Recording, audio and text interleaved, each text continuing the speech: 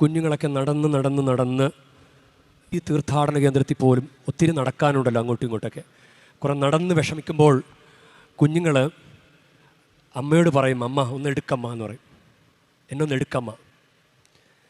ചിലപ്പോൾ അമ്മയോ അപ്പനോ അവർ മുതിർന്നവരായതുകൊണ്ട് അവർക്ക് എടുക്കാൻ പറ്റിയേക്കും. ചിലപ്പോൾ അവരും ക്ഷീണിച്ചിട്ടുണ്ടാകാം നടന്ന്, എന്നാലും അവരെടുക്കും. യെശയ്യാ പുസ്തകം 40-ാം അധ്യായമാണ്. അതിൽ ദൈവത്തിൻ്റെ ഒരു ക്വാളിറ്റിയെക്കുറിച്ച് പറയുന്നത്, അവിടുന്ന് ക്ഷീണിക്കുകയോ തളരുകയോ ഇല്ല.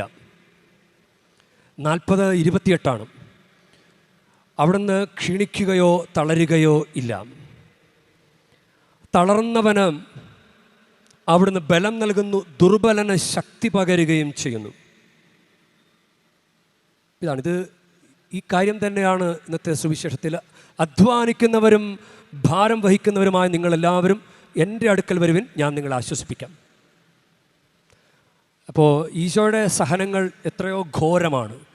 എന്നിട്ടും ഈശോ പറയുകയാണ്, ഈശോയ്ക്ക് നമ്മുടേത് കൂടി ഏറ്റെടുക്കാൻ സാധിക്കും എന്ന്.